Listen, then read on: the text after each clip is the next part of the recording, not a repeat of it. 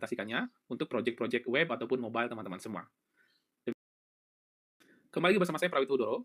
Pada materi kali ini, kita akan mempelajari bagaimana membuat REST API yang terkoneksi dengan database MySQL. Selain daripada itu, kita juga akan menggunakan Node.js dan Express.js dalam pembuatan REST API-nya.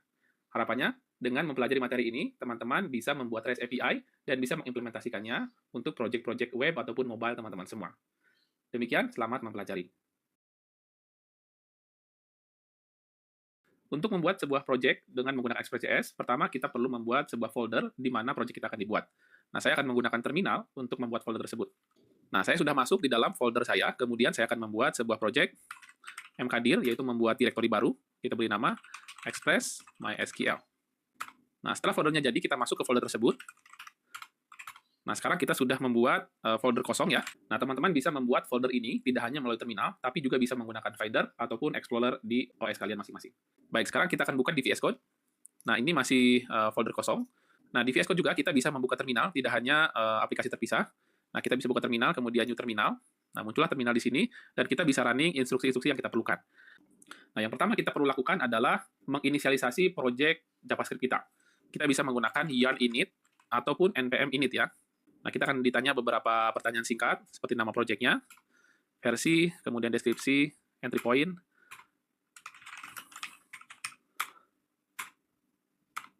Oke, semuanya sudah selesai, dan kita sudah membuat package JSON-nya. Dengan demikian, kita sudah membuat setup pertama untuk project JavaScript kita atau Node.js kita. Selanjutnya, kita akan menginstalkan package yang kita perlukan. Nah, karena saya menggunakan yarn, cara install seperti ini ya, yarn add. Tapi kalau teman-teman menggunakan npm, bisa saja, yaitu dengan npm install, kemudian nama package-nya. Package yang pertama adalah Express, ini sebagai framework-nya. Kemudian, yang kedua, NodeMoon. Teman-teman boleh menginstalnya terpisah satu-satu, ataupun langsung bareng seperti ini juga bisa. Baik, sekarang project JavaScript kita sudah terinstall, Express dan juga NodeMoon ya. Jadi dua-duanya sudah kita install untuk memulai project Express kita. Baik, untuk selanjutnya kita akan mencoba untuk membuat server di dalam Express.js. Pertama, kita akan membuat file di luar ya, di root foldernya, index.js. Nah, kemudian di sini, yang pertama adalah kita akan mengimport Express-nya. Kita buat variabel namanya Express, sama dengan require, kemudian kita panggil Express. Nah, karena tadi kita sudah menginstal Express, jadi bisa kita panggil. Selanjutnya, untuk membuat server itu, kita akan buat app dulu. Nah, ini adalah Express, sebuah function Express kita panggil. Kemudian, kita cukup memanggil app.listen. Artinya, si project Express ini akan mendengarkan port berapa. Nah, kita akan membuat sebuah port di sini. Katakan portnya biasanya di 4000 atau 3000 juga boleh. Tapi karena 3000 itu biasa dipakai di front end, saya biasanya di 4000 ya. Kemudian kita buat function di sini, callback-nya. Kalau berhasil membuat servernya, kita akan console server berhasil di running di port 4000. Seperti ini. Kita akan coba save, kemudian kita running ya. Nah, di sini karena kita tadi sudah menggunakan NodeMoon, kita bisa langsung spesifikan di sini script-nya. Script, kemudian kita running untuk start NodeMoon index.js. Artinya kita akan memerintahkan NodeMoon untuk menjalankan index.js. Kalaupun teman-teman tidak menggunakan NodeMoon, ini bisa diganti menjadi Node. Seperti ini. Artinya kita memerintahkan Node atau Node.js untuk merunning index.js kita. Baik, kita tambahkan NodeMoon karena kita menggunakan NodeMoon. Setelah itu, tinggal kita running dengan yarn start. Nah, kita bisa melihat bahwa server berhasil di running di port 4000. Sekarang kita sudah berhasil membuat server di Express. Sebelum memulai lebih jauh tentang REST API, kita akan berkenalan dulu dengan tools yang biasa kita gunakan untuk pembuatan REST API. Salah satu di antaranya adalah Postman. Postman di sini bisa kita gunakan untuk mencoba API kita, di mana API kita tidak bisa kita langsung running di browser karena keterbatasan metode yang bisa di-provide oleh browser. Dalam artian, kalau browser tersebut belum kita instalkan aplikasi seperti web yang kita gunakan, itu akan kesusahan kalau kita menggunakan browser. Maka dari itu, akan lebih mudah menggunakan tools seperti Postman salah satunya. Karena Postman bisa menghandle seperti metode post, get, kemudian delete, patch, dan juga mungkin put, bisa dihandle secara langsung di Postman ini. Nah, teman-teman bisa masuk ke postman.com. Nah, di sini kita bisa menggunakan Postman ini, baik melalui web ataupun melalui aplikasi desktop. Nah, bagi teman-teman yang mungkin kerjanya mobile dan ingin ringan di laptopnya, bisa menginstal, bisa menggunakan versi webnya, atau bagi teman-teman yang mungkin performa laptopnya cukup baik, bisa menginstalkan juga aplikasi desktopnya. Nah, di sini saya sudah membuka sampel untuk Postman yang saya running di dalam browser. Jadi saya tidak perlu menginstalkan di dalam laptop saya cukup buka Postman, kemudian login, di situ langsung saya bisa mengakses semua workspace saya yang saya siapkan di Postman. Selanjutnya nanti teman-teman akan banyak melihat saya menggunakan Postman untuk menguji coba setiap routing atau setiap metode yang saya siapkan di dalam Express. Selanjutnya kita akan mempelajari basic routing di dalam Express. Pastikan sebelum kita memulai setiap aktivitas kita dalam Express, server kita selalu kita running ya. Kita jalankan yarn start. Dan biarkan server itu terus berjalan. Selama kita menggunakan node Moon, setiap perubahan kita akan langsung dibaca dan akan langsung di running tanpa harus kita restart servernya. Oke, kita hide dulu untuk terminalnya. Nah, yang pertama yang harus kita pelajari tentang basic routing di dalam Express, ada sebuah pattern yang biasa dipelajari di dalam Express itu seperti pembuatan app, kemudian metodenya apa, kemudian path-nya, setelah path-nya baru handler-nya. Jadi mau ngapain. Nah, ini pattern yang biasa digunakan untuk mempelajari routing di dalam Express. Ambil contoh yang paling umum, kita bisa menggunakan app use, metodenya itu use. Maksudnya apa metodenya use? Artinya kalau kita menggunakan use, kita bisa menggunakan semua metode, dari mulai post, get, delete, put, patch, dan seterusnya, itu bisa di-handle di dalam use. Maka dari itu, use ini sendiri biasa digunakan sebagai middleware, di mana dia akan menghandle semua metode, kemudian kita lakukan proses handling middleware di dalam fungsi tersebut. Lebih jauh kita akan mempelajari middleware di materi yang lainnya. Kita akan lanjut di sini metodenya use, kemudian setelah itu kita definisikan path-nya. Path-nya itu URL-nya akan seperti apa? Contoh garis miring, atau garis miring users, atau garis miring products, itu juga boleh. Itu path-nya. Ambil sampel kita buat default-nya, yaitu garis miring. Artinya kalau kita biarkan user masuk ke API kita, akan masuk ke garis miring ini. Kemudian kita siapkan handler-nya. Handler-nya berupa function seperti ini. Nah, di dalam function ini akan menerima 3 parameter, yaitu request, respond, dan juga next. Nah, baru di sini handlernya mau seperti apa. Nah, saya ingin di sini memberikan respon kepada user, saya akan kirimkan sebuah teks, katakan hello world. Nah, ini bisa dilakukan dengan seperti ini. Artinya kita mengirimkan respon kepada user, dan kita akan kirim berupa teks hello world. Nah, kita akan coba simpan. Baik, selanjutnya akan kita running. Metode pertama kita yaitu use, di Postman saya, di aplikasi Postman. Kemudian saya buka tab baru, langsung kita running di HTTP, localhost. Nah, kita tentukan portnya, yaitu 4000, sesuai dengan yang kita buat tadi di Express. Kemudian path-nya di garis miring, artinya di path utamanya. Kemudian klik send. Nah, dia akan mengirimkan hello world, sesuai dengan yang kita buat di dalam Express-nya. Di sini mengirimkan hello world. Dan di sini metodenya bisa kita ganti-ganti dengan apapun. Mau post juga sama, kita send, dia akan hello world. Karena yang kita gunakan adalah metode use di sini. Nah, kita bisa membuat spesifik juga, tidak hanya use, kita buat spesifik, contoh app, get. Nah, jadi ini spesifik untuk metode get saja. Kemudian sama di sininya, request, respond, dan next. Nah, karena next jarang kita gunakan, karena ini bukan middleware, kita hapus saja, cukup 2 seperti ini. Kemudian, kita akan respond.send, kita kirimkan hello, get method, nah seperti ini. Sebagai pembeda, kita akan buat juga yang post-nya. Request, respond, nah kita buat function sama. Kita respond.send, hello, post, method. Nah, seperti ini. Kita akan simpan. Kemudian kita coba lagi di sini. Kalau kita running dengan metode post, kita send. Oh, dia akan keblok sama use-nya ya. Kita matikan dulu untuk use-nya. Kita simpan. Kemudian kita coba running ulang. Kita send. Nah, dia hello post method. Kalau kita ganti dengan get, kita send, dia akan hello get method. Kalau kita ganti dengan metode yang lainnya, nah dia tidak akan didapatkan URL-nya. Karena belum kita definisikan untuk URL yang lainnya dengan metode di luar dari post dan get. Nah, selanjutnya kita sudah bisa memahami, di sini tinggal kita buat saja metode-metode yang lainnya sesuai dengan yang kita perlukan. Nah, kalau kita mau mendefinisikan yang general, kita bisa menggunakan use. Use ini bisa juga digunakan sebagai middleware. Baik, selanjutnya kita akan mempelajari tentang HTTP methods. Ketika kita membuat REST API, ada sebuah metode yang perlu kita sepakati bersama. Dalam artian di sini adalah yang disepakati di dalam pembuatan REST API ya, di mana kesepakatan tersebut biasa disebut dengan HTTP method. HTTP method ini di sini sebenarnya ada banyak sekali. Jadi kalau kita melihat di dalam tool seperti Postman, kita bisa melihat nih banyak sekali HTTP method. Ada get, post, put, dan head, option, link, dan seterusnya. Banyak sekali HTTP method. Namun memang tidak semuanya kita gunakan. Hanya ada beberapa saja HTTP method yang sering atau biasa kita gunakan dalam pembuatan REST API. Gunanya apa sih HTTP method ini? Sederhananya, ketika kita mengetahui fungsi dari HTTP method ini, harapannya ketika kita membuat API, itu sesuai dengan metodenya. Contoh, ketika kita membuat API dengan metode post, karena peruntukan metode post ini biasanya untuk meng-create data, maka sebaiknya API kita yang menggunakan metode post memang fungsinya untuk membuat data, meng-create data baru. Meskipun pada praktiknya, post bisa saja untuk memberikan data kepada customer, seperti halnya fungsinya get, itu bisa saja. Namun ketika kita menggunakan metode post, tapi fungsinya untuk get, itu akan membuat klien kita kebingungan, karena metodenya tidak sesuai dengan metode pada umumnya. Sehingga teman-teman perlu mengetahui terlebih dahulu apa saja metode-metode yang biasa digunakan. Baik, kita akan bahas metode yang biasa digunakan. Yang pertama di sini yang paling atas metode get. Ini metode yang umum sekali dan sering digunakan, yaitu untuk mendapatkan data. Jadi kalau kita menggunakan API dan metodenya get, berarti fungsinya untuk kita berikan data kepada klien kita. Kemudian yang kedua, metodenya post. Post ini adalah untuk meng-create data baru. Nah, biasanya kalau kita ingin nge-create data baru, kita buat metodenya post. Kemudian ada metodenya put. Nah, put ini biasa kita gunakan untuk mengupdate data. Nah, namun perlu diingat, put ini mirip dengan patch. Patch juga sama, digunakan untuk mengupdate data. Lalu apa bedanya put dan patch ini? Nah, sederhananya, kalau menggunakan metode put, biasanya datanya di-replace keseluruhan. Contoh kalau kita memiliki objek 3, ada nama, ada email, ada address. Nah, yang kita update, nama saja. Email dan address kita kosongkan. Nah, kalau pakai put, maka address sama emailnya akan langsung dihapus, hanya tersisa nama saja. Sedangkan kalau pakai patch, kalau kita hanya mau mengupdate nama saja itu bisa, sedangkan yang dua lainnya kita abaikan. Nah, itu bisa seperti itu. Sehingga teman-teman kalau mau update, pilih ya, mau menggunakan put atau menggunakan patch. Sesuai dengan fungsi seharusnya. Dan terakhir yang sering digunakan adalah metode delete. Delete ini adalah untuk menghapus sebuah data kita di dalam database. Nah, maka dari itu, ketika kita sudah mengetahui fungsi dari HTTP method ini, harapannya teman-teman nanti membuat REST API sesuai dengan HTTP method seharusnya.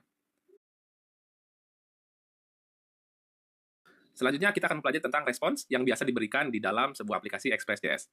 Nah, kalau kita melihat di sini, setelah kita membuat sebuah metode, app post, app get, dan seterusnya, kalau kita lihat, kita mengirimkan res.send. Nah, di sini maksudnya apa sih? Maksudnya kita memberikan respons kepada klien yang memanggil API kita di pad ini, dan kita kirimkan, kita send sebuah data, sesuatu ya, kepada klien. Nah, di sini respon yang bisa kita berikan kepada klien itu ada banyak tentunya, tapi saya akan highlight 3 saja yang biasa kita berikan. Yang pertama, kita memberikan respon kepada klien berupa teks. Nah, ini teks seperti biasa.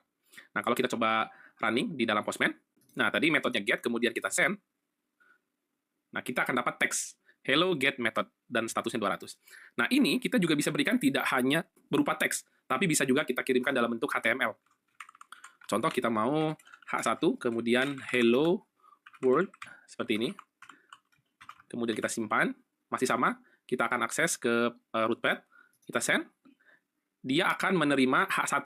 Nah, kalau kita lihat previewnya, dia akan berupa tag HTML ya, jadi hello world. Kalau orang lain mengakses API kita melalui browser, dia akan dapat langsung tag HTML seperti ini. Jadi kita bisa mengirimkan data kepada user berupa tag HTML, itu juga biasa kita lakukan. Nah, yang terakhir yang biasa diberikan kepada user adalah JSON. Nah, ini kita ganti menjadi JSON, respond.json. Jadi kita akan mengirimkan JSON. Nah, kalau JSON ini di sini identik dengan objek seperti ini. Contoh, saya akan berikan nama Prawito, kemudian email. Nah, seperti ini. Ini JSON ya. Kalau kita kirimkan bisa berupa JSON.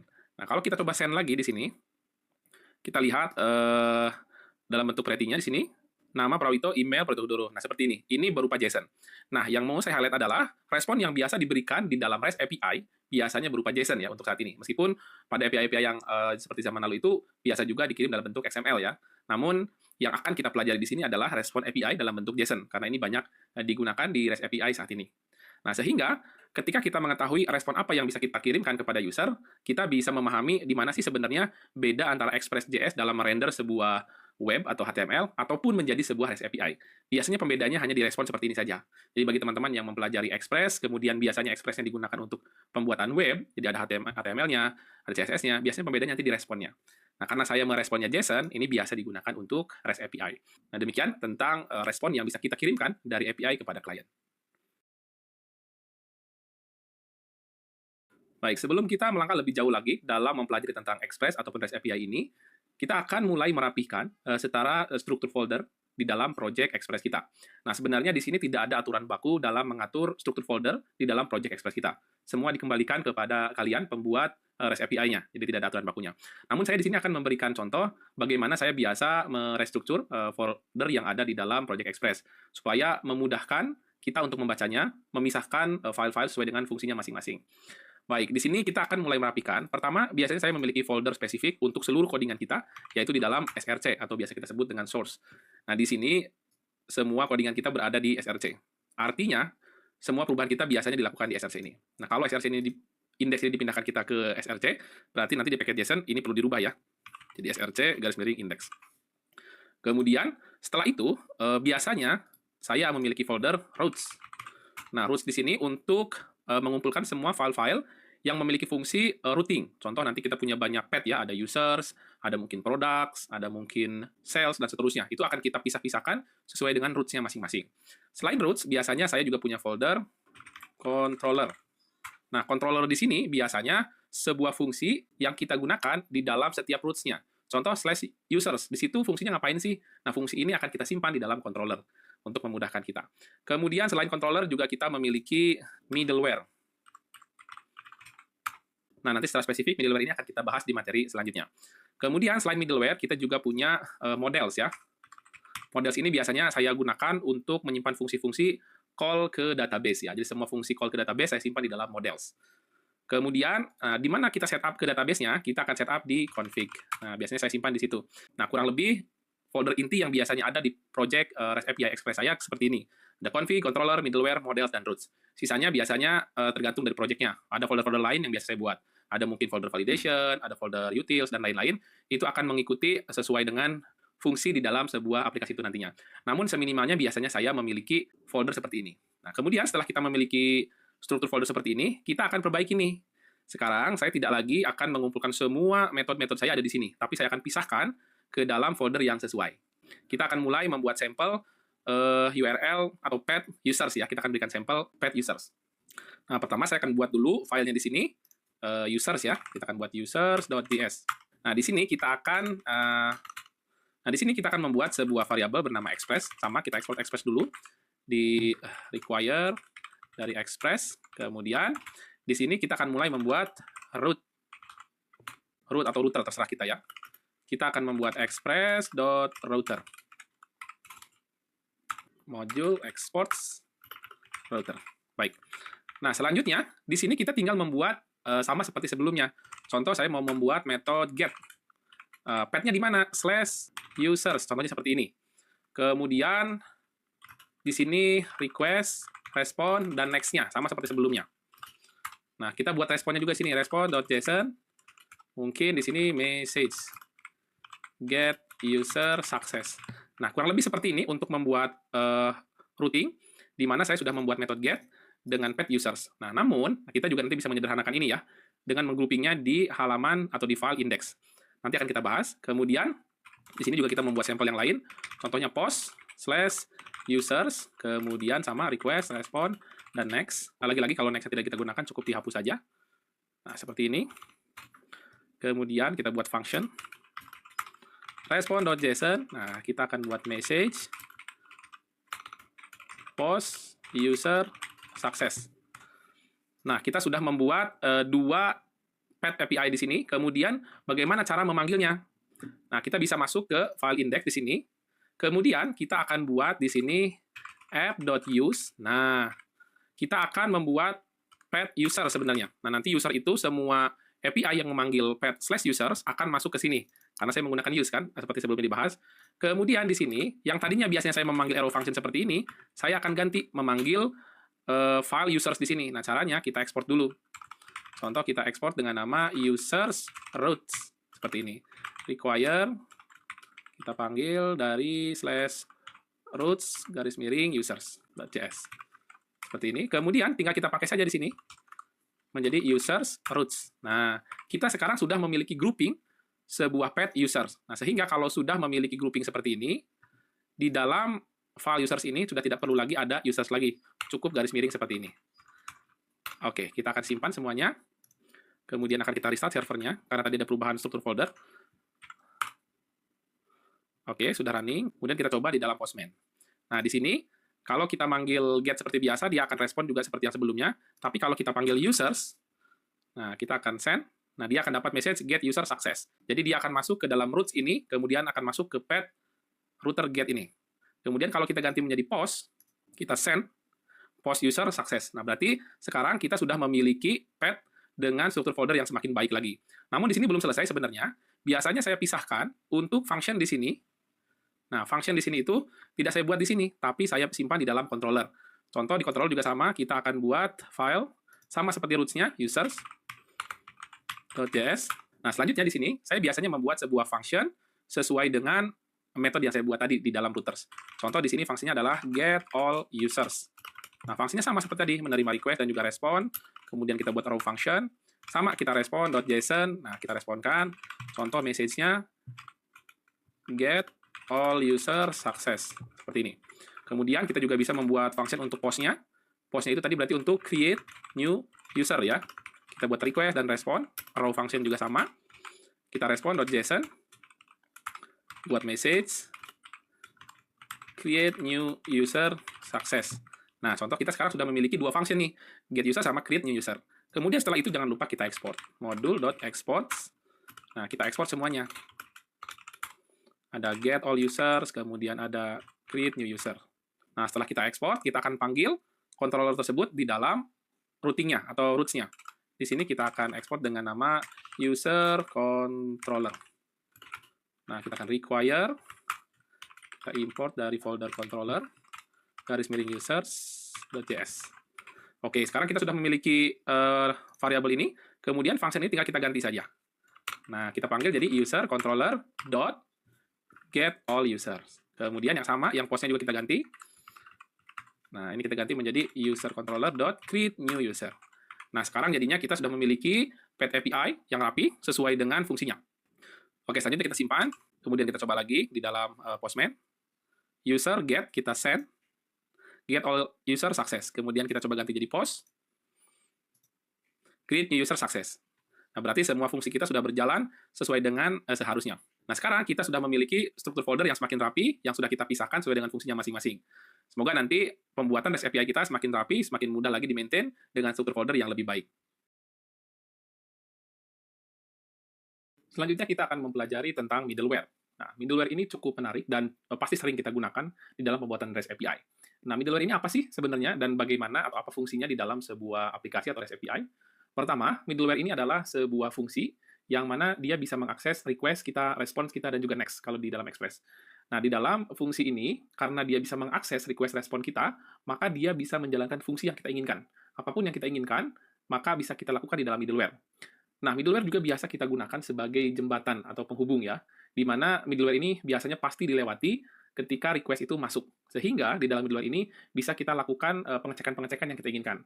Contoh, kita bisa ngecek autentikasi di dalam middleware, kita bisa ngecek JSON Web Token di dalam middleware, sehingga request selanjutnya ketika kita lanjutkan ke dalam routing yang sesuai, sudah dilakukan proses pengecekan sebelumnya. Nah, maka dari itu kita akan sangat memerlukan middleware ini. Nah, sekarang bagaimana sih cara pembuatan middleware di dalam Express kita? Pertama, middleware itu dibuat dengan app.use ya. Nah, di mana dia bisa mengakses request, respon, next. Seperti ini. Artinya, nanti semua request akan masuk ke jembatan ini terlebih dahulu, sebelum dia dilanjutkan ke app use atau app method yang lainnya. Maka dari itu, di sini kita bisa melakukan apapun. Contoh, kita bisa console.log, membuat logging ya. Di sini contoh, log terjadi request ke API ini. Nah, nanti kita bisa lakukan apapun ya. Contoh, logging ini bisa kita simpan di Sentry untuk mengecek request-request ke kita, ataupun log error juga bisa kita lakukan. Nah, kita ambil sampel sederhana dulu untuk membuat sebuah middleware untuk melakukan log setiap kali request.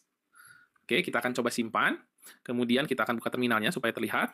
Nah, kita akan coba lihat lognya nanti di sini. Kita akan coba hit dulu ke users ya. Kalau kita send ke user, .get boleh, post boleh. Kita send. Nah, dia akan memanggil middleware kita. Log terjadi request ke API ini. Namun kalau kita lihat ke dalam postman-nya, dia akan loading terus. Kenapa ini terjadi? Karena setelah masuk ke dalam app use ini, kita tidak menyuruh si middleware untuk melanjutkan prosesnya, sehingga dia terhenti di sini. Maka dari itu, setelah melakukan middleware, jangan sampai lupa, kita harus memerintahkan request itu untuk lanjut.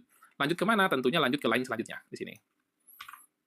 Nah, sehingga nanti, kalau ada orang akses ke user, kita send ke sini, dia pertama akan di-log dulu nih, log terjadi request ke API ini.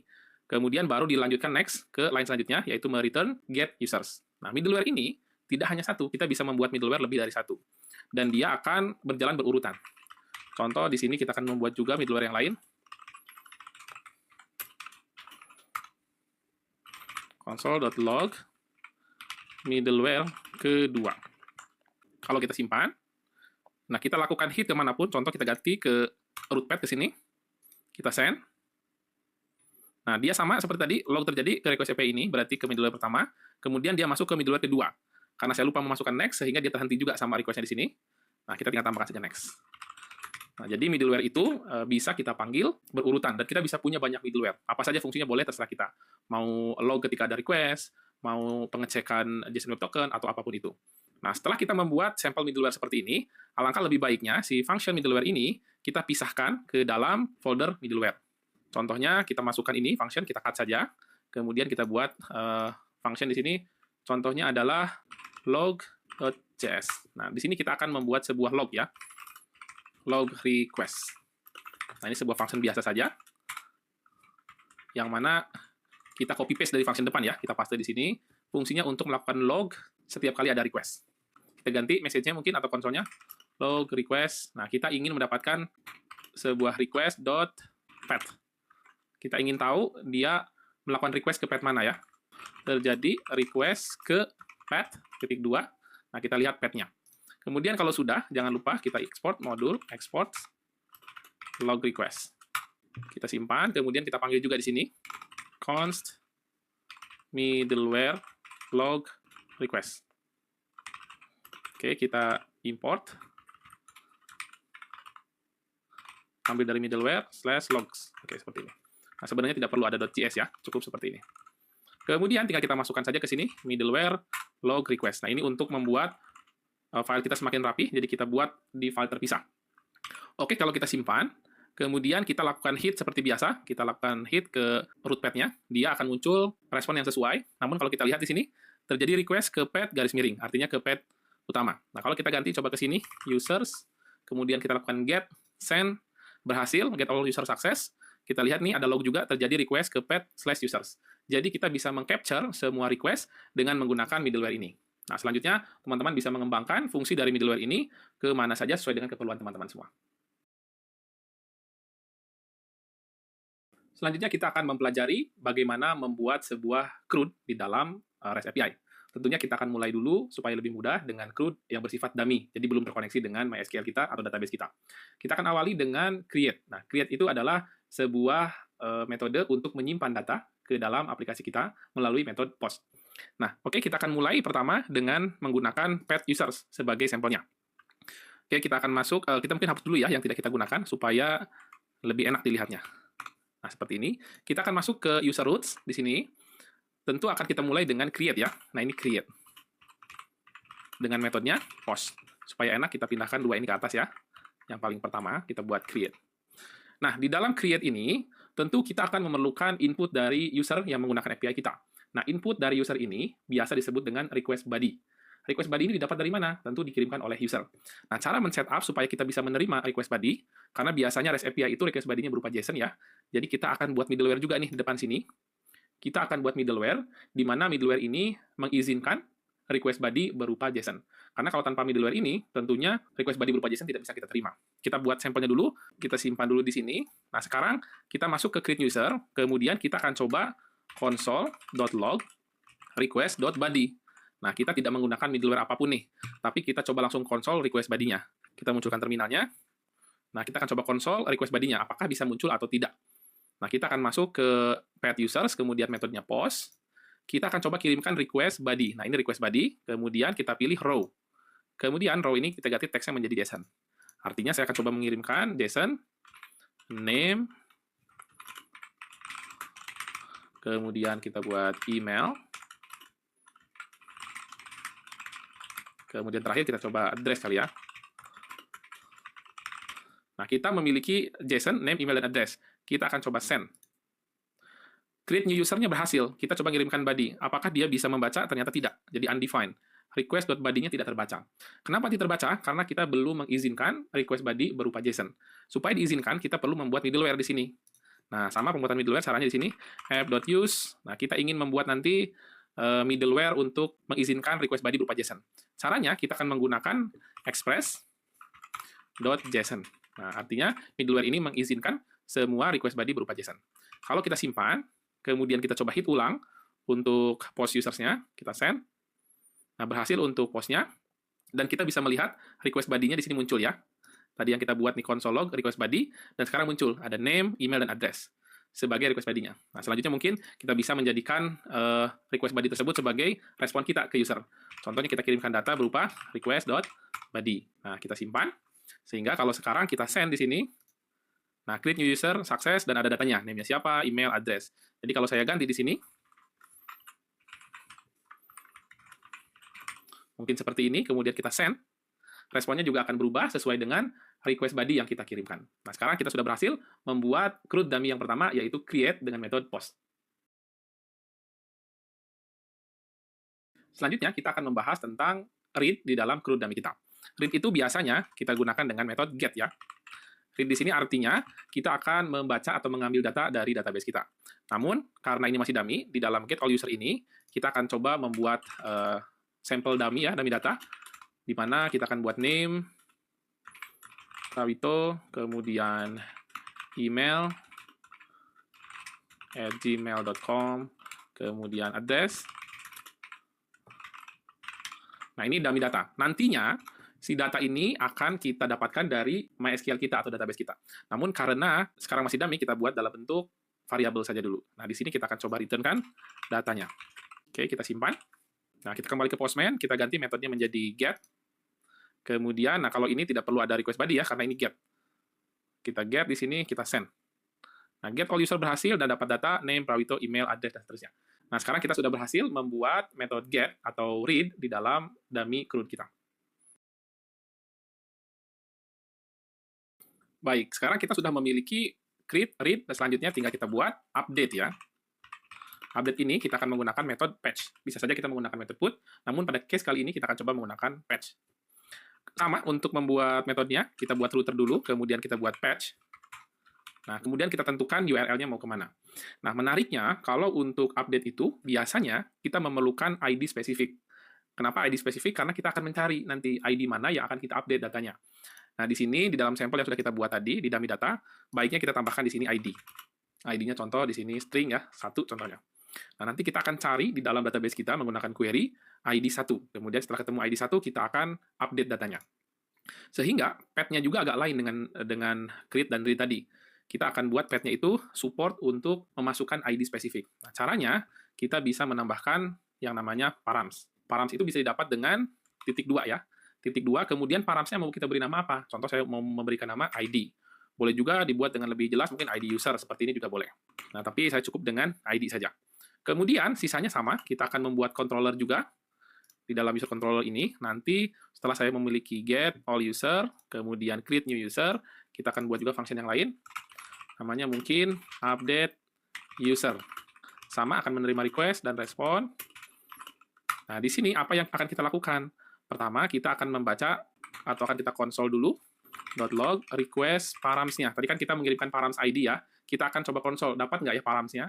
Kemudian kita akan coba respon .json message update user success.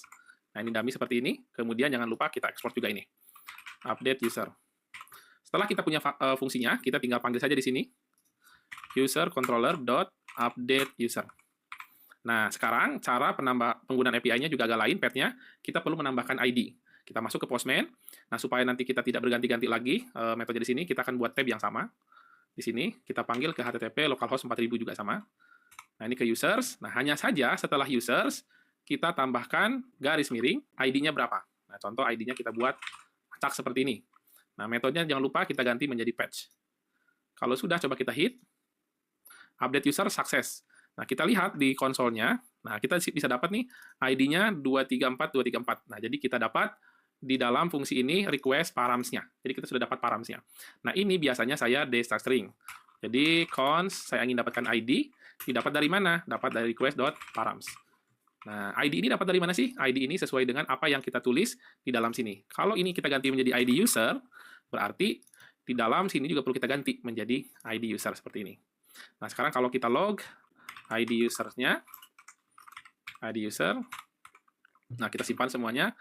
Nah, ini udah merestart, kemudian kita hit lagi API-nya. Nah, kita bisa melihat nih ID user-nya sudah dapat 234, 234. Nah, seperti ini.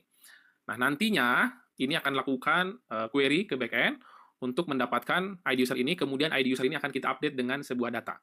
Nah, datanya dapat dari mana? Sama seperti post tadi, patch ini juga bisa menerima request body. Request body-nya sama berupa row, kemudian ini JSON.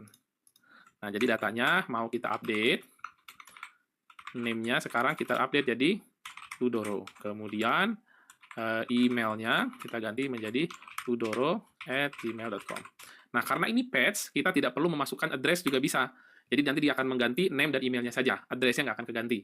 Karena yang kita kirim cuma 2 parameter, name sama email saja. Nah, seperti itu. Kemudian kita akan coba balikan ke user datanya. Nah, kita akan kirimkan ulang request body-nya. Nah, request body-nya kita kirimkan lagi ke user. Jadi kalau kita simpan, kemudian kita send di sini, update user sukses, datanya yang diupdate adalah name-nya diganti jadi Hudoro, kemudian emailnya jadi hudoro@gmail.com. Nah, sekarang kita sudah memiliki metode patch untuk mengupdate data kita. Nah, yang terakhir, untuk dummy CRUD kita akan memerlukan delete. Delete ini metode juga sama ya, delete, kemudian kita akan membuat routernya, kita ganti menjadi delete. Nah, untuk path-nya, ini mirip dengan update. Jadi, untuk melakukan delete itu, kita akan query juga ID mana yang akan kita delete. Nah, berarti kita butuh ID user. Nah, seperti ini. Sama selanjutnya, kita butuh function juga untuk delete ini. Nah, kita akan buat function baru. Mungkin nama fungsinya delete user ya. Request, respond, kemudian di sini sama, kita akan dapatkan query paramnya untuk ID user. Dapat dari request.params. Kemudian, kita akan memberikan respond.json. Message-nya kita buat dummy saja. Delete user success. Kemudian, pura-puranya kita kirimkan data. Data mana yang di-delete? Nah, kita akan kirimkan ID user. Itu dapat dari ID user. Kemudian name, pura-puranya itu yang di-delete. Kemudian email. Terakhir address. Nah, data mana yang di-delete ya? Oke, sekarang kita sudah memiliki function delete user. Berarti tinggal kita gunakan di sini. Kita panggil user controller.delete user. Seperti ini, kita simpan semuanya. Oke, sekarang tinggal kita coba. Kita buat tab baru juga di sini, kita duplicate saja. Nah, kemudian di sini kita ganti metodenya menjadi delete. Sama mengambil path-nya, user, garis miring, ID-nya. Kemudian, ini tidak perlu request body, kita buat none saja. Nah, sekarang tinggal kita send. Ups, kita lihat ada error di ops, kita belum mengekspor ya, di sini lupa. Delete usernya belum kita ekspor. Nah, di sini. Delete user, kemudian kita simpan. Oke, kita ulangi, kita send. Nah, delete user sukses, datanya kita munculkan. Nah, ini data dummy juga ya. Kurang lebih, metode delete adalah seperti ini. Nah, sekarang kita sudah lengkap memiliki semua dummy data dan juga dummy metode untuk CRUD ya. Create, read, update, dan delete. Nah, harapannya dengan dummy data ini, teman-teman memahami konsep dari basic CRUD kurang lebih seperti apa. Selanjutnya tinggal kita integrasikan saja dengan database. Artinya ketika kita create, tidak hanya dummy data yang kita munculkan ke user, tapi kita simpan juga ke database kita. Pun sama dengan get users, kita juga akan mengambil data dari database dan kita berikan ke user. Nah, bagaimana caranya untuk melakukan itu? Selanjutnya nanti kita akan bahas integrasi dengan MySQL. Baik, setelah kita memiliki dummy data dan juga dummy CRUD di dalam REST API kita, sekarang waktunya untuk mengintegrasikannya dengan MySQL. Namun sebelum masuk ke integrasi kita dengan MySQL, saya meminta teman-teman memastikan di dalam laptopnya sudah terinstall MySQL. Nah, teman-teman bisa masuk ke mysql.com, kemudian masuk ke download, lalu teman-teman bisa memilih untuk MySQL Community GPL Downloads. Nah, selanjutnya, teman-teman silahkan melakukan proses instalasi MySQL di dalam laptop teman-teman semua. Saya mengasumsikan teman-teman sudah menginstal atau terinstall MySQL di dalam laptopnya. Nah, selanjutnya, setelah terinstall MySQL, kita akan mencoba membuka MySQL dengan tools seperti MySQL Workbench ataupun SQLS. Nah, teman-teman bisa memilih menggunakan aplikasi mana saja yang teman-teman sukai. Nah, di sini saya memiliki dua aplikasi yang biasa saya gunakan untuk membuka MySQL. Ada SQLS, kemudian yang satunya lagi MySQL Workbench. Dua-duanya sama saja, kita bisa menggunakan salah satu di antara kedua ini, dan dua-duanya sama-sama bagus. Mungkin bedanya yang SQLS ini lebih ringan untuk kita gunakan. Oke, ambil sampel, kita akan menggunakan MySQL Workbench, kemudian kita akan coba masuk ke dalam MySQL kita. Nah, ini diminta masuk ke dalam MySQL-nya. Saya masukkan password-nya. Nah, setelah masuk ke sini, kita akan membuat database kita yang pertama. Di dalam MySQL Workbench, untuk membuat database, kita bisa klik icon ini, Create New Schema. Nah, kita akan berikan nama database kita apa. Contohnya, kita akan buat Express. Nah, kalau untuk penamaan di dalam database, biasanya saya menggunakan underscore ya. Express MySQL. Kalau sudah, kita apply. Nah, sekarang sudah jadi untuk database kita. Nah, selanjutnya kita masuk ke menunya, Schemas. Nah, di sini kita bisa melihat database apa saja yang ada di dalam lokal laptop kita. Nah, kebetulan tadi kita sudah membuat Express_MySQL dan sekarang sudah terbuat untuk database-nya. Kalau kita buka di bagian tables di sini, belum ada tables yang kita miliki. Maka dari itu kita perlu membuat tables. Nah, selanjutnya kita tinggal buat tabelnya di sini, klik kanan, create table. Nah, selanjutnya kita akan berikan nama untuk tabel kita ya. Nah, di sini kita berikan nama users sesuai dengan dummy CRUD yang sudah kita buat tadi, yaitu users. Nah, setelah nama tabel, kita perlu menentukan kolom apa saja yang ada di dalam tabel tersebut. Yang pertama, mungkin kita buat ID, atau ID user juga boleh seperti tadi. Nah, pastikan PK-nya atau primary key-nya di checklist, kemudian NN-nya, not null-nya juga di checklist, kemudian AI atau auto increment-nya juga di checklist. Ini untuk memastikan untuk pembuatan data di dalam table users ini, ID-nya akan di-generate oleh MySQL. Jadi tidak kita buat secara manual. Ini untuk memudahkan saja, di mana nanti ID-nya auto increment, 1, 2, 3, dan seterusnya. Nah, setelah kolom ID, kita juga memerlukan kolom name ya. Nah, ini varchar-nya kita buat 225 mungkin. Kemudian, setelah name, ada email. Ini juga sama. Kita buat 225. Yang terakhir ada address. Ini juga sama. Kita buat 225 aja. Nah, sekarang kita sudah memiliki semua kolom yang kita perlukan. Kalau sudah, pastikan skemanya betul, skema Express MySQL, kemudian tekan apply. Nah, itu apply, kemudian kita lihat sudah sukses, dan kita bisa lihat di table sini sudah ada users. Nah, di sini sekarang tabelnya sudah jadi ya, table user. Selanjutnya saya ingin melihat table usernya. Contoh kita select all from Express MySQL users, atau mungkin bisa spesifik seperti ini, users. Nah, kita bisa melihat bahwa ID, name, email, dan addressnya masih kosong. Nah, sekarang kita bisa melihat bahwa database kita sudah berhasil kita buat, kemudian table user juga berhasil kita buat. Selanjutnya, kita akan mempelajari bagaimana mengkoneksikan database yang kita miliki ini ke dalam project Express kita. Selanjutnya, kita akan mencoba mengkoneksikan aplikasi Express kita dengan MySQL. Nah, yang pertama yang perlu kita lakukan adalah menginstal package yang bernama MySQL2 ya.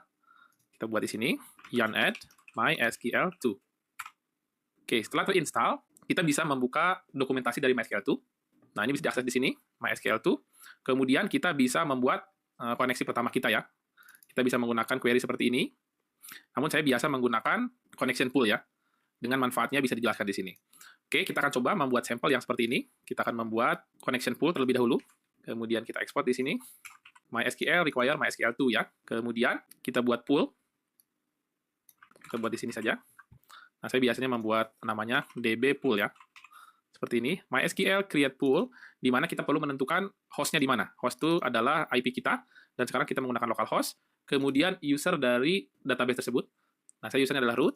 Kemudian nama database-nya. Nah, tadi kan kita membuat nama database-nya Express MySQL ya. Berarti kita bisa buat di sini ganti Express_MySQL. Nah, selanjutnya yang mungkin belum ada di sini adalah password ya. Nah, adapun semua value ini, baiknya kita simpan semua nanti di env ya, tidak kita simpan di sini. Nah, sementara kita buat dulu di sini. Nah, di sini password saya adalah root, kemudian usernya juga root ya, database-nya ini. Sisanya ini boleh dipakai, boleh juga dihilangkan ya. Ini kita remove saja. Nah, cukup bagi saya seperti ini. Nah, setelah membuat DB pool, kita akan coba dulu apakah koneksinya berhasil atau tidak ke database kita. Nah, kita akan membuat app use, kemudian slash seperti ini, request respond, kemudian nah, kita akan panggil DB pool, kemudian execute. Nah, execute itu adalah untuk mengexecute SQL query ya. SQL query itu contoh kita akan mengambil select all from user contohnya. Nah, ini kalau berhasil kita akan membuat callback-nya. Di callback-nya ini, kita bisa mendapatkan error, row, sama field. Nah, biasa saya menggunakan dua ini saja, error sama rows. Nah, di sini kita bisa membuat error dan rows. Artinya, kalau if errornya true, berarti kita perlu memberikan respon kepada user, message, connection, failed. Nah, fail ya. Kemudian kalau berhasil, nah berarti kan kita bisa melihat datanya. Kita munculkan saja, respond.json, message, connection, success, kemudian kita kirimkan datanya. Datanya dari mana? Datanya dari rows. Seperti ini. Ini kalau berhasil ya, kita simpan, kemudian kita restart servernya. Oke, kita akan melakukan proses get ke root path-nya ya di sini. Oke, kita duplikasi lagi di sini. Nah, ini kita arahkan ke slash, ke root path-nya, kita ganti menjadi get saja. Kemudian kita hit send, connection success, namun datanya kosong. Kenapa datanya kosong? Nah, baik. Sekarang kalau kita lihat di sini memang datanya masih kosong, jadi kita akan buat dulu dummy data. Di sini kita buat satu, kita buat name-nya dummy saja ya. Kemudian emailnya, email.com, kemudian address. Oke, nah ini sudah kita buat dummy datanya. Kemudian kalau sudah kita klik apply. Oke, sudah jadi. Jadi kalau kita select all from user dapat data Prawito dengan data seperti ini. Kemudian kita akan coba hit ulang di sini di API kita klik send. Nah, sekarang kita sudah dapat datanya ya. ID 1, Prawito, dan seterusnya. Ini menandakan koneksi kita telah berhasil dari Express ke MySQL kita.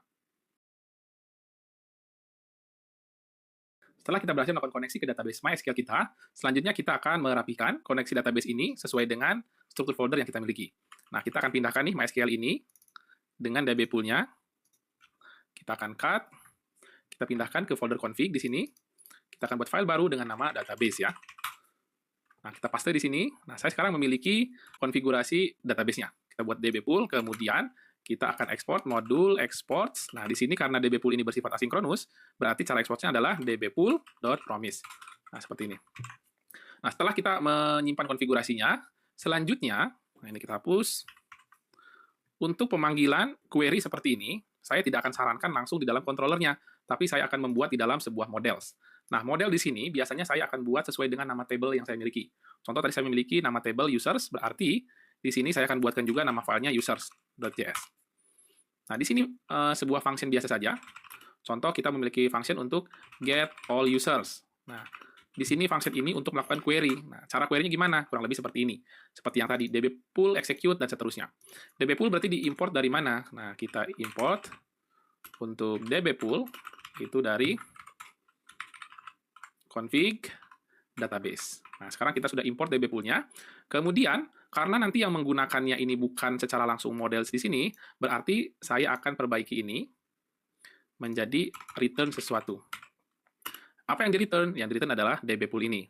Nah, tetapi sebelum di-return, saya akan coba perbaiki dulu. Biasanya untuk query ini, saya buat sebuah variabel. Nah, namanya SQL query. Nah, baru query-nya di sini, masukkan ke sini, SQL query. Nah, karena saya tidak langsung menggunakannya, berarti saya tidak butuh callback. Callback-nya saya hapus. Seperti ini. Nah, baru inilah yang saya return. Nah, seperti ini. Sekarang saya sudah memiliki satu model untuk mendapatkan semua users. Kalau sudah, tinggal diekspor seperti biasa. Ekspornya dalam bentuk objek, yaitu get all users. Nah, sekarang saya menuju ke tempat yang menggunakan, yaitu controller. Nah, sebelumnya kita remove dulu di sini, yang tidak kita gunakan. Nah, kita masuk ke controller di sini. Nah, kita akan masuk ke fungsi get all users, di mana kalau kita lihat roots, ketika kita get users, kita akan masuk ke controller get all users. Tadinya kita menggunakan dummy data ini. Nah, sekarang ini akan kita remove. Kita akan ganti dengan pemanggilan ke database. Berarti kita perlu mengimport model tadi. Kita buat users model yang diimport dari files models dan user. Nah, setelah dapat user modelnya di sini, saya akan simpan dia di dalam data yang akan saya panggil dari user model.getAllUsers. Nah, seperti ini. Perlu diingat, pemanggilan ke database itu bersifat asinkronus. Untuk mendapatkan value-nya berarti harus kita tunggu dulu, yaitu kita await di sini. Kalau kita await, berarti ini bersifat asinkronus. Nah, seperti ini. Kalau sudah, kita akan dapat datanya di sini. Nah, sekarang kita akan coba call ke users ya, users dengan metodenya get. Kita send. Nah, kita dapat datanya nih. Nah, tapi kalau kita lihat, datanya kok seperti ini ya. Yang pertama ada data user yang kita perlukan, betul. Tapi yang kedua, kita ada data fields-nya. Nah, ini menjadi dua array nih. Satu array user-nya, kemudian ini fields-nya. Nah, gimana cara memperbaikinya? Nah, ini sebenarnya bisa kita destructuring. Artinya kita buat menjadi array. Ini kan sama seperti callback tadi sebelumnya. Ada rows, ada fields. Seperti ini. Hanya saja yang saya gunakan hanya rows-nya saja. Fields-nya tidak saya pakai. Berarti ini field-nya saya remove, sisakan rows-nya. Nah, karena penamaan rows ini kurang begitu enak, saya ganti menjadi data. Berarti bisa di destructuring seperti ini. Kalau kita simpan, sekarang kita send lagi, nah dapatlah data sesuai dengan yang kita harapkan. Nah, sekarang kita sudah berhasil mengambil data dari database. Namun perlu diingat, ketika kita mengkoneksikan ke database, sewaktu-waktu bisa terjadi error. Ambil sampel, kalau di modelnya saya rubah nih di sini, select all from users, S-nya banyak, seperti ini kan nggak ada tuh tabelnya. Jadi kalau pas saya query seperti ini, saya send, dia akan terus sending request, tidak berhenti. Nah, kita akan lihat errornya. Ternyata ada error di dalam terminal kita. Hanya saja tidak terbaca. Nah, ini bisa kita perbaiki di sini. Ketika pemanggilan ke database, itu sebaiknya kita panggil dengan fungsi try catch. Nah, jadinya, yang ekspektasi suksesnya kita simpan di try. Kemudian, kalau ternyata terjadi error, kita akan berikan informasi ke user. Respond.json. Kita kabari errornya. Server error misalnya. Nah, kemudian server error itu kan biasanya status code-nya 500 ya. Kita buat 500. Nah, message server error. Kemudian, Selain daripada message, kita juga perlu ngasih tahu server message-nya. Artinya error dari sisi servernya apa sih? Ini kita kembalikan error dari cache-nya. Nah, kalau kita simpan, kemudian kita hit lagi di sini, nah barulah sekarang kita tahu nih, statusnya 500, berarti terjadi server error. Nah, ada server message juga bisa kita baca. Errornya apa sih? Table express users doesn't exist. Berarti memang ada kesalahan di sini nih, di proses SQL-nya. Berarti kita perbaiki. Nah, kita perbaiki lagi di sini. Users, kita simpan. Nah, sekarang kalau kita hit kembali, dia sukses memberikan datanya. Kemudian sekarang kita sudah memiliki struktur yang rapi untuk pemanggilan ke database. Nah, jadi kalau saya recap, sekarang kita memiliki config file untuk mengkoneksikan ke database, kemudian saya memiliki models-nya untuk melakukan query ke dalam database, lalu barulah digunakan di controller-nya. Dan jangan sampai lupa ketika kita melakukan proses koneksi database, gunakanlah try catch untuk bisa meng-capture error-nya jika terjadi permasalahan dengan database kita. Selanjutnya, untuk membuat project kita semakin baik lagi, kita akan coba setup environment-nya. Nah, di sini apa sih environment variable? Environment variable itu sederhananya adalah kita membuat sebuah variabel untuk setiap environment yang kita inginkan. Contoh, ketika di lokal laptop kita mempunyai environment lokal, kemudian ketika production, kita juga punya environment production. Tujuannya adalah kita akan menyimpan data-data yang bersifat mungkin rahasia di dalam environment variable ini. Karena environment variable ini tidak bisa diakses oleh user dari sisi kliennya. Sehingga ini lebih aman kita simpan di dalam environment variable. Dan biasanya, environment variable juga tidak kita commit ke dalam repository. Sehingga ini membuat data rahasia kita lebih aman kita simpan. Nah, untuk membuat environment variable, pertama kita perlu menginstal sebuah package. Nah, di sini kita menggunakan package .env ya, .env. Kemudian untuk installnya sama saja seperti pada umumnya. Nah, kita buka terminal, yarn add.env. Nah, setelah selesai kita masukkan konfigurasinya. Konfigurasinya cukup seperti ini. Dan ini kita simpan di dalam file utamanya. Selanjutnya tinggal bisa kita pakai saja. Nah, pemakaiannya seperti ini kurang lebih. Dan cara menulis environment biasanya seperti ini dengan menggunakan huruf kapital semuanya. Oke, kita akan masukkan di dalam file index di sini.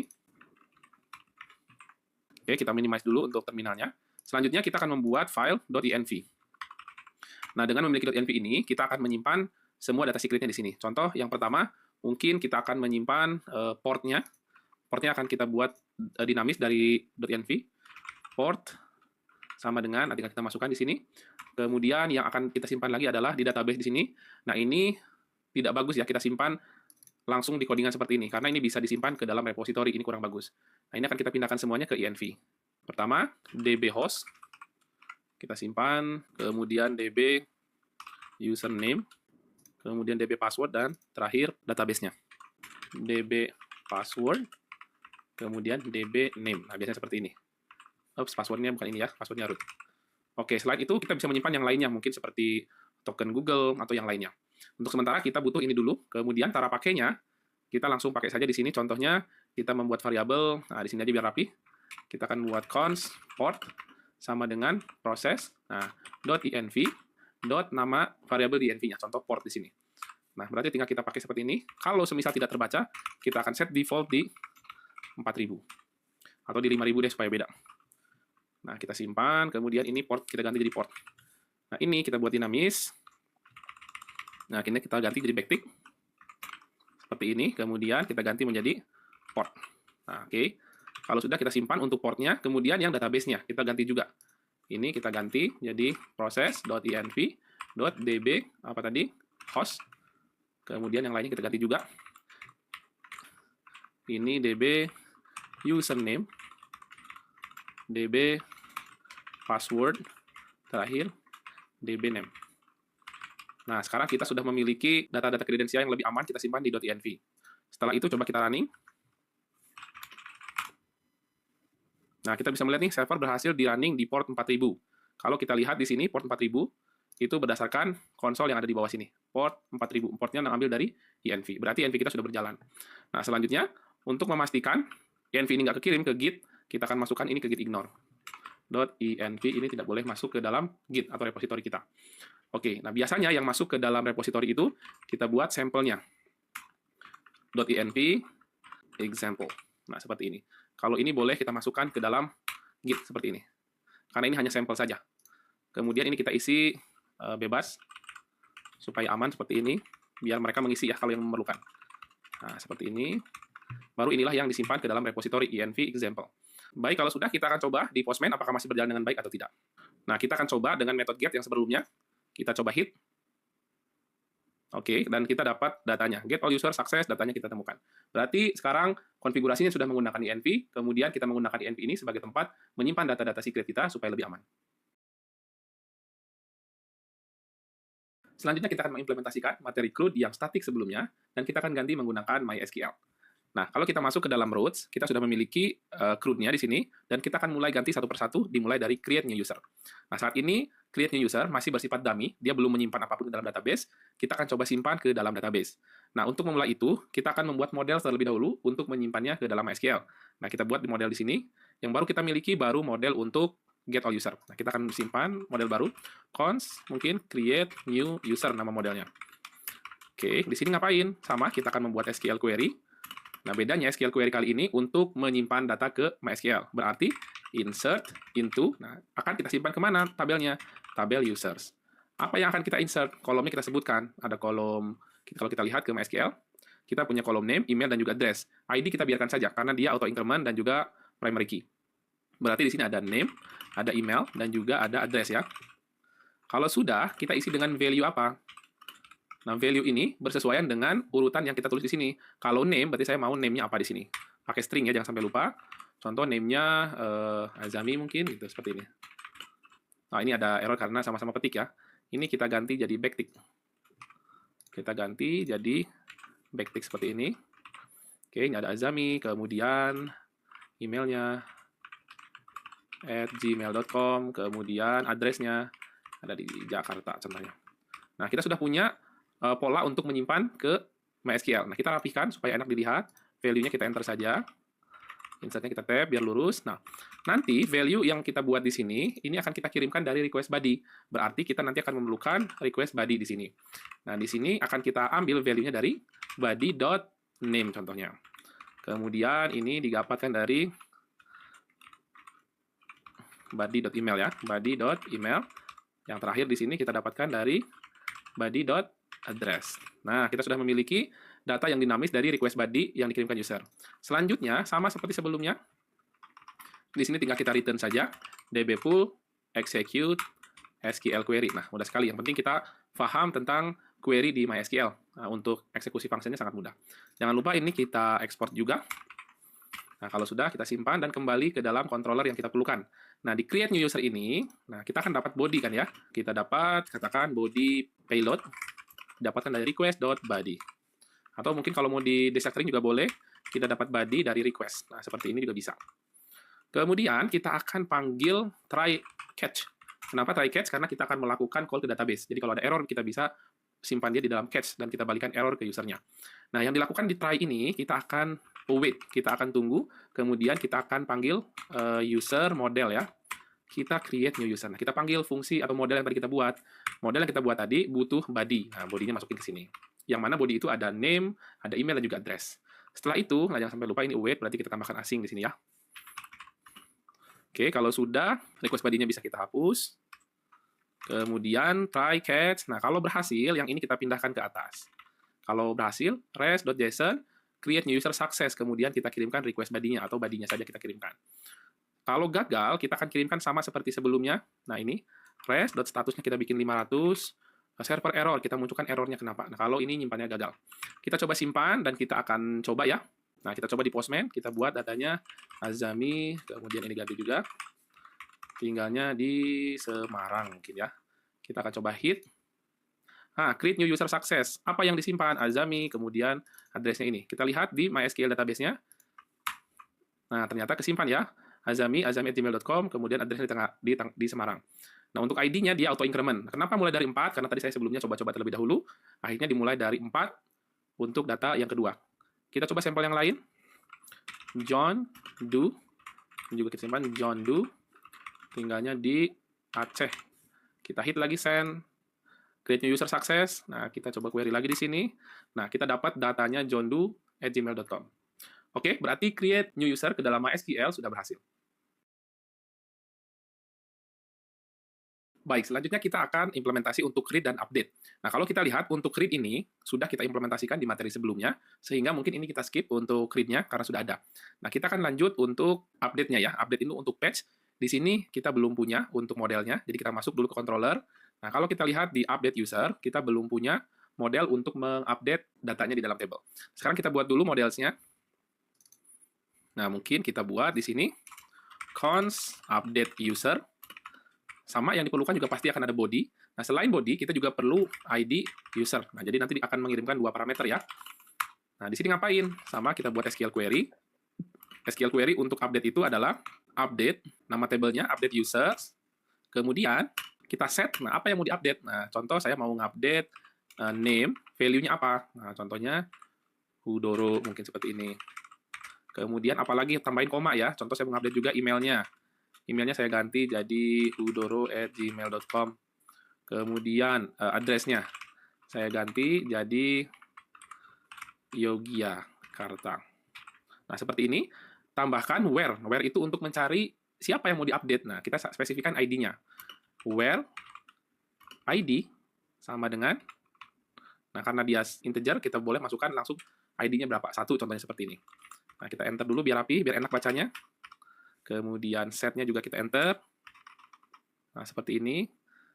Nah, ini tab ini. Update user, set, apa aja yang diganti? Name-nya, email-nya, sama address-nya.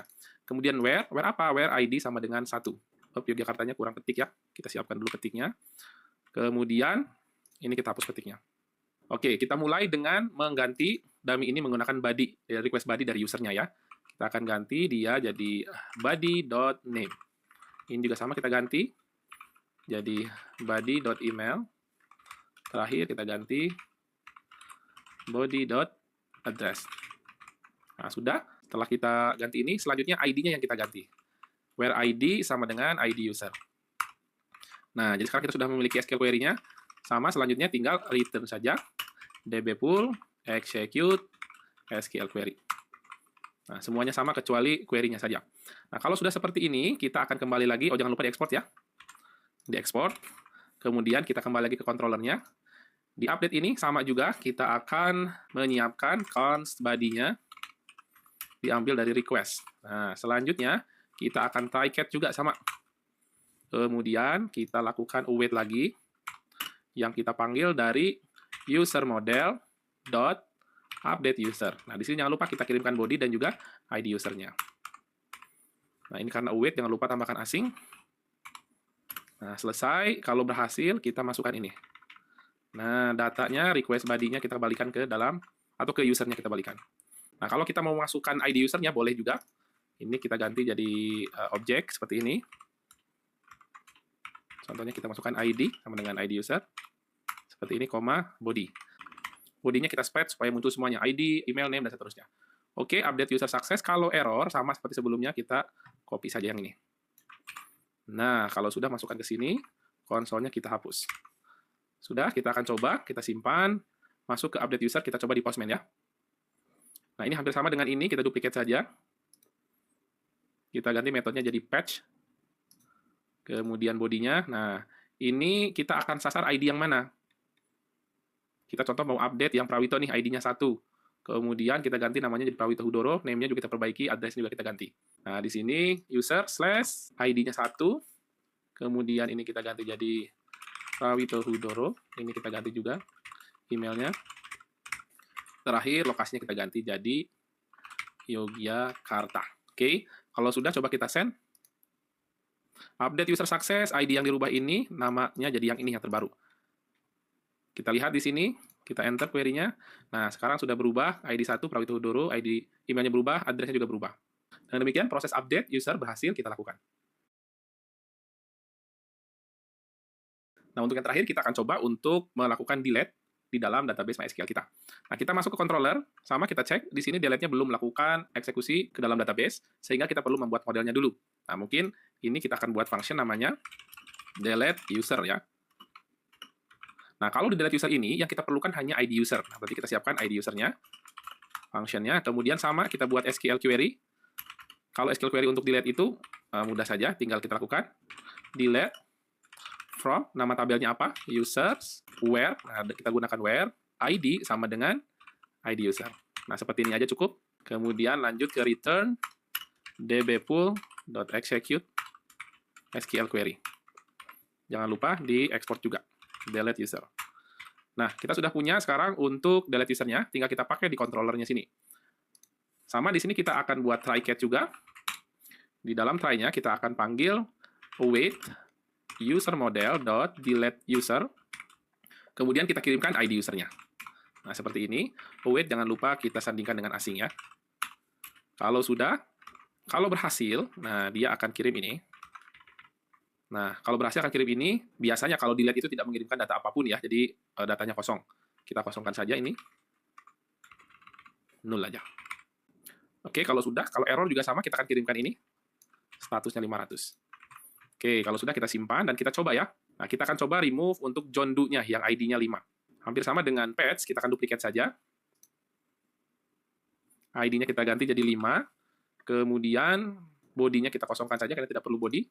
Selanjutnya tinggal kita hit saja patch. Metodenya jangan patch tapi delete. Nah, delete, kemudian kita send. Delete user success. Nah, kita lihat di SQL-nya, kita running lagi. Datanya sekarang tinggal 2 ya, Prawito dan Azami. Nah, ini bisa kita delete lagi kalau kita mau. Nah, di sini sekarang untuk fungsi delete-nya sudah berhasil. Berarti sekarang kita sudah mengimplementasikan CRUD sederhana kita dan implementasikan ke dalam MySQL database-nya. Setelah mempelajari implementasi CRUD ini, teman-teman bisa mengimplementasikannya sesuai dengan kebutuhannya masing-masing. Implementasi CRUD ini akan banyak sekali. Contohnya kita bisa membuat sign in atau sign up dengan metode CRUD ini. Mungkin untuk sign up kita bisa create user, atau kita juga bisa membuat list produk. Nah, produk juga bisa menggunakan metode CRUD ini. Jadi basic CRUD ini harapannya teman-teman bisa pahami dengan baik, sehingga bisa diimplementasikan dalam kebutuhan proyek teman-teman semua. Sekarang kita akan mempelajari tentang HTTP status code. Nah, ketika kita membuat sebuah REST API yang tentunya dikonsum oleh customer yang begitu banyak, maka kita perlu memiliki standar untuk memberikan respon kepada user. Nah, ketika mereka menghit API kita perlu memberikan informasi berupa status code supaya mereka tahu apa yang terjadi dengan API-nya. Apakah dia sukses, ataukah ada error kesalahan di dalam usernya, inputnya, ataukah ada servernya yang bermasalah. Nah, biasanya HTTP status code yang sering saya gunakan, semua saya tuliskan di dalam sini. Yang pertama, HTTP status code berupa successful response. Artinya, ketika user melakukan call kepada API kita bisa memberikan informasi bahwa call API-nya sukses, responnya sukses. Yang biasa saya gunakan ada 2, yaitu status code-nya 200, artinya oke, ini biasanya digunakan untuk get dan juga patch. Kemudian, selanjutnya 201, artinya created, artinya ada data baru yang dibuat. Nah, ini biasanya saya gunakan untuk post dan juga put. Selain sukses, ada juga HTTP status code yang client error, artinya memang kesalahannya berada pada klien. Nah, ini biasanya dimulai dari angka 4 depannya. Kalau dia 400, biasanya bad request. Nah, bad request itu apa? Biasanya ada kesalahan nih usernya mengirimkan.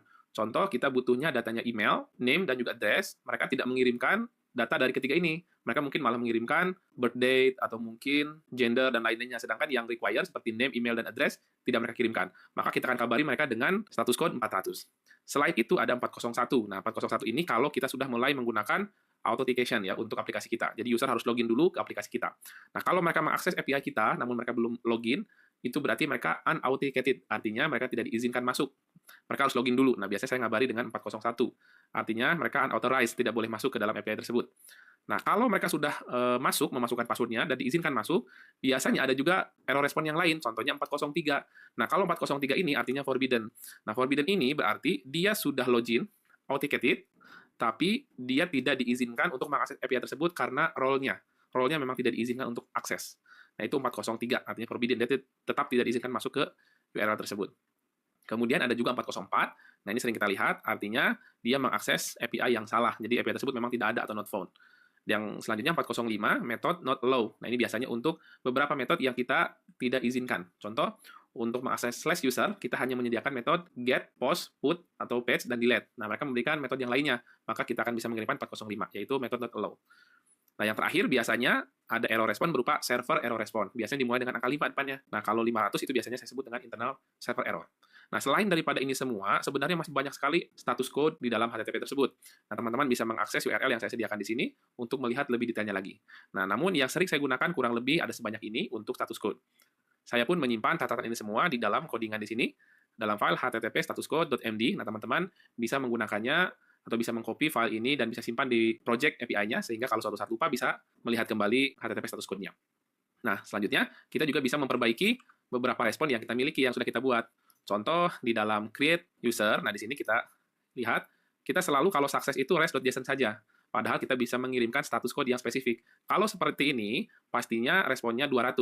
Nah, kita coba untuk post ke users. Contohnya, kita buat data baru John, kemudian emailnya juga John, tinggal diacek. Kalau kita send, nah dia berhasil, tapi status code-nya 200. Nah, ini tidak diharapkan.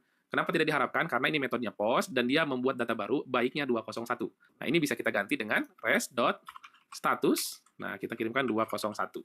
Jadi user lebih mengerti lagi bahwa ini data baru dibuat. Kita simpan, kita ganti data yang lainnya. Jane. Nah, ini kita send. Nah, create user success, dan sekarang status code-nya 200. Dan dia berubah jadi created. Artinya ada sesuatu yang di-create. Selain itu, kita juga bisa merubah yang lainnya. Contoh, untuk get all user, karena ini berhasil, boleh kita biarkan res.json. Artinya dia nanti akan mengirimkan 200 secara otomatis. Kemudian, kalau untuk delete, biasanya saya juga gunakan 200, karena artinya dia oke. Dan kita tidak mengirimkan data apapun ke usernya. Nah, selanjutnya, kalau semisal ada inputnya yang keliru, contoh di create new user ini, nah, contoh saya akan menambahkan validasi jika body.email tidak ada, nah ini bisa seperti ini, atau body.name juga tidak ada, pakai negasi di depannya, or body.address nggak ada, nah ini akan saya return respond.status 400, artinya bad request. Jadi dia mengirimkan data yang keliru. Harus ada semuanya. Email ada, name-nya ada, address-nya ada. Kemudian kita kasih JSON. Message-nya mungkin Anda mengirimkan data yang salah. Nah, seperti ini. Kemudian datanya kita bisa buat null seperti ini. Ini sampel saja, kita memberikan status error. Jadi kalau dia tidak mengirimkan data ini akan kita balikan. Nah, sebenarnya proses untuk validasi ini ada versi mudahnya dengan menggunakan middleware, tapi untuk sementara kita buat seperti ini. Nah, kita coba di Postman, kita hilangkan salah satu address contohnya. Nah, kalau ini kita hit, nah ini ada 400, bad request, artinya ada sesuatu yang salah kita kirimkan. Anda mengirimkan data yang salah. Nah, nanti dengan penambahan logic atau pengecekan request kita, ini bisa kita kasih informasi bahwa apa data yang nggak ada, apa data yang harusnya diperlukan tapi tidak dikirimkan, itu kita bisa masukkan ke dalam informasi message-nya. Nah, sekarang dengan seperti ini, kita sudah bisa mengirimkan status code sesuai dengan kepentingannya masing-masing. Kali ini kita akan mempelajari tentang workspace dan juga collection di dalam Postman. Nah, kita sudah banyak menggunakan Postman sebagai tools untuk mempermudah kita melakukan testing di REST API yang kita buat. Nah, kalau kita lihat di dalam Postman ini, hal yang sering saya gunakan adalah pertama, di sini kita bisa memiliki workspace. Nah, workspace itu artinya adalah tempat kerja, di mana kita bisa menggrouping tempat-tempat kerja untuk REST API kita. Contoh, di sini spesifik untuk latihan, saya buat workspace namanya training.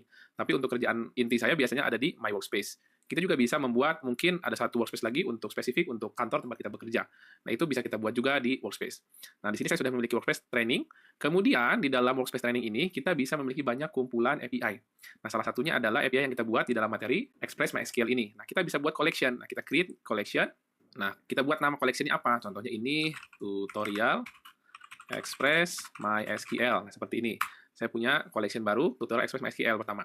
Kemudian, kita simpanlah semua endpoint yang kita buat. Dari mulai create-nya, nah di sini kita bisa simpan. Kita save, mungkin request name namanya apa. Create, mungkin seperti ini. Create user. Kemudian, ini akan kita simpan ke tutorial Express MySQL. Kemudian kita simpan. Nah, kita sudah ada nih satu create user. Atau mungkin bisa kita rename, namanya cukup besar kecil saja ya. Create user seperti ini, supaya rapi. Nah, selanjutnya get-nya juga ada nih. Kita simpan juga. Kita save, berikan nama get all user. Nah, ini kita simpan di tutorial Express MySQL, save juga. Kita sudah kumpulkan nih, ada semua. Update-nya, kita simpan juga. Update user, kita simpan. Terakhir, delete-nya juga sama, kita simpan. Delete user. Nah, sekarang kita sudah memiliki kumpulan endpoint yang kita miliki nih, create user, get all user, dan lain-lainnya. Dan ini semua bisa kita grouping lagi. Nah, dengan cara kita buat add folder. Nah, ini khusus untuk kita rename ya, user contohnya. Nah, sekarang kita bisa pindahkan nih semua endpoint kita ke dalam folder user. Nah, jadi kalau kita nanti punya yang lainnya, contoh mungkin nanti kita punya folder lain, mungkin product, atau mungkin sales. Nah, seperti ini bisa dibuat sesuai dengan routingnya, jadi lebih mudah untuk mencarinya.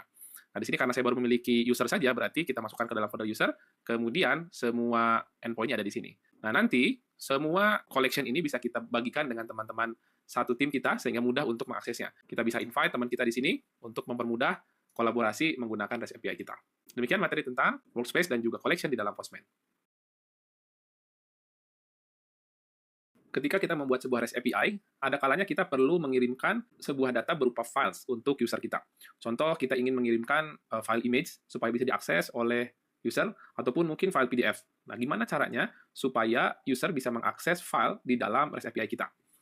Nah, kita ambil contoh, di dalam SRC ini, atau di luar SRC ini, kita akan membuat sebuah folder, mungkin bernama public. Nah, semua files yang ada di dalam folder public ini, saya harapkan bisa diakses oleh user. Nah, kita coba akan masukkan sebuah image ke dalam public ini. Nah, di sini saya sudah memiliki file image, logo HSD di sini, berupa file PNG. Nah, sekarang gimana caranya kalau melalui browser kita bisa mengakses image ini? Nah, kalau kita coba di sini, katakan kita buat satu URL baru, katakan http localhost 4000, kemudian kita panggil langsung di sini mungkin.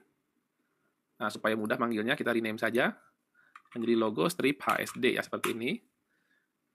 Kita coba panggil dengan logo hsd.png. Nah, kita enter. Ini not found. Dia tidak bisa ditemukan. Cannot get logo hsd.png. Padahal ada filenya. Gimana cara mengaksesnya? Nah, dalam Express kita bisa membuat yang namanya static file. Caranya adalah kita masuk ke dalam indeks kita, kemudian kita akan membuat middleware. Nah, middleware di sini, sama kita buat app use, kemudian kita panggil express.static. Kemudian kita masukkan di mana folder tersebut berada. Nah, foldernya ada di dalam folder public. Berarti kita masukkan public. Nah, seperti ini. Kita simpan. Nah, sekarang, karena si public ini sudah kita buat jadi static, dia bisa diakses oleh user dengan memanggil file yang ada di dalamnya. Seperti ini. Kita send. Nah, sekarang image-nya sudah bisa diakses dengan memanggil file di dalamnya. Nah, sekarang, bagaimana kalau misal saya grouping lagi di sini, saya bikin folder lagi, images. Jadi semua image saya masukkan ke sini. Nah, saya pindahkan image-nya ke dalam folder image. Nah, berarti ini harus kita perbaiki menjadi public, garis miring, images. Nah, kita simpan. Ini sama saja, kalau kita akses, kita send. Nah, ini juga masih tetap bisa diakses di dalam URL logo strip HSD. Nah, supaya lebih baik lagi, supaya lebih rapi, saya ingin sebelum masuk ke dalam filenya, saya akan membuat sebuah nama routing, contohnya image, seperti itu, atau asset, juga boleh. Kita akan berikan nama sebelum nama filenya. Nah, itu bisa kita buat juga dengan kita berikan nama URL-nya di sini. Nah, kita buat nama contoh mau slash assets, boleh seperti ini. Nah, artinya sekarang kalau saya mau manggil image logo HSD tidak bisa lagi seperti ini. Nah, kalau seperti ini akan not found. Tapi kalau kita tambahkan assets, garis miring, logo HSD, nah sekarang dia bisa diakses dengan menambahkan root assets. Nah, sekarang kita sudah memiliki routing asset, di dalamnya bisa mengakses static file di dalam public images. Nah, teman-teman bisa mengolah semua keperluan file static ini untuk bisa diakses oleh user, teman-teman semua. Setelah kita bisa membaca file statik di dalam API kita, selanjutnya kita akan mempelajari bagaimana cara mengupload file ke dalam project REST API kita. Nah, untuk melakukan proses upload, kita akan menggunakan package bernama Malter. Malter ini akan membantu kita untuk menghandle multi-path form data yang biasanya digunakan untuk upload file. Dia akan bisa membacanya dan bisa membantu menghandle proses upload kita. Nah, di sini, pertama kita akan install dulu Malternya. Kita buka terminal, yarn add, Malter. Nah, setelah Malter terinstall, kita jalankan juga servernya. Kita minimize. Kita akan membuat middleware untuk menghandle proses penerimaan image tersebut.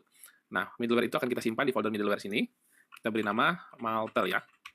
Nah, kemudian apa yang dilakukan di sini? Pertama kita akan buat variabel Malter yang kita import dari Malter. Nah, selanjutnya kita akan menentukan di mana kita menyimpan file yang akan kita upload. Kita sebut dengan storage.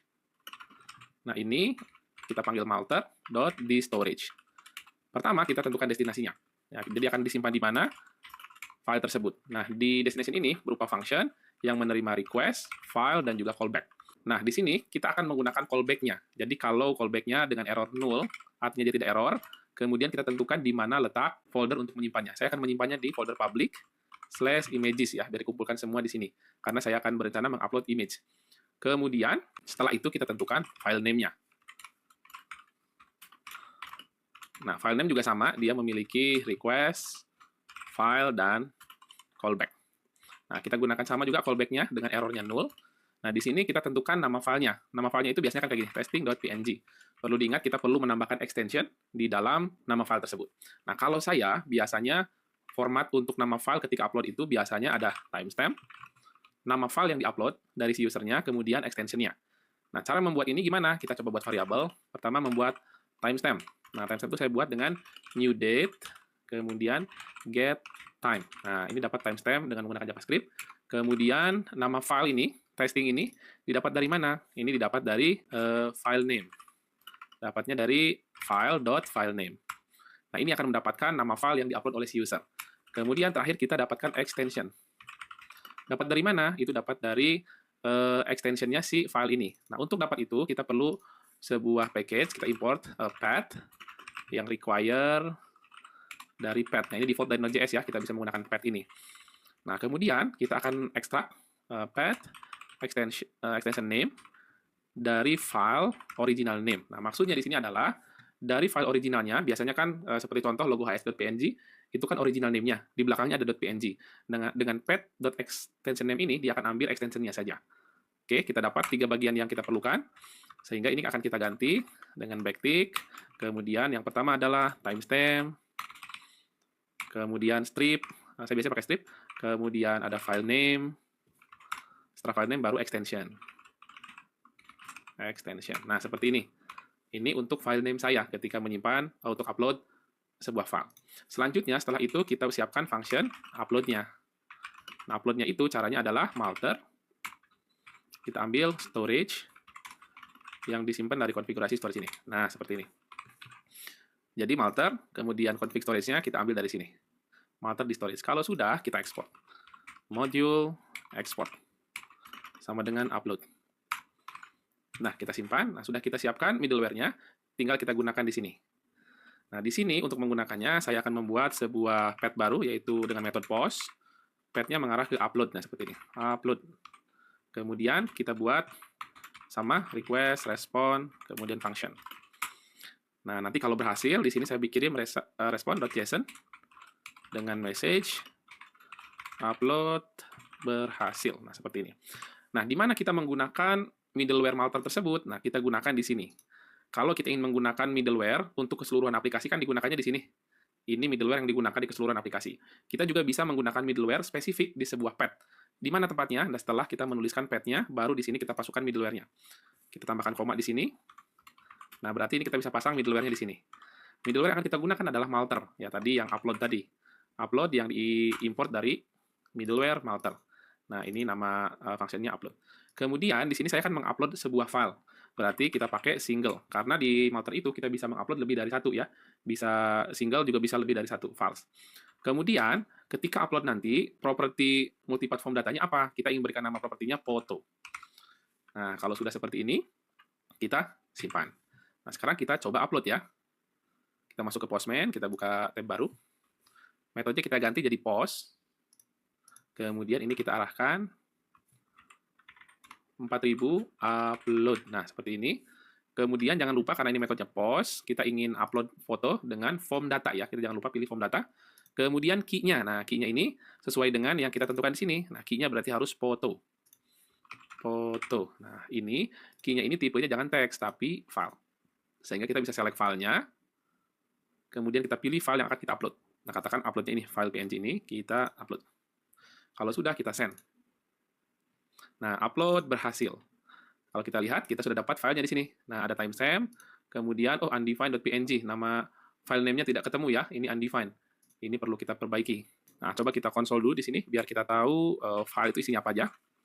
Kita konsol file ya. Kita coba send sekali lagi. Nah, kita lihat konsolnya.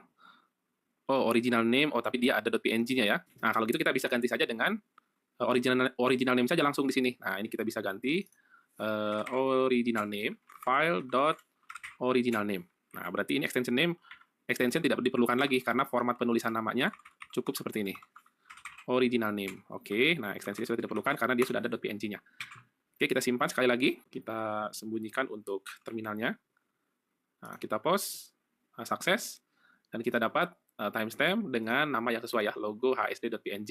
Nah, sekarang kita sudah bisa mengupload image dengan format nama terserah kita. Kita bisa mengatur format nama yang kita inginkan.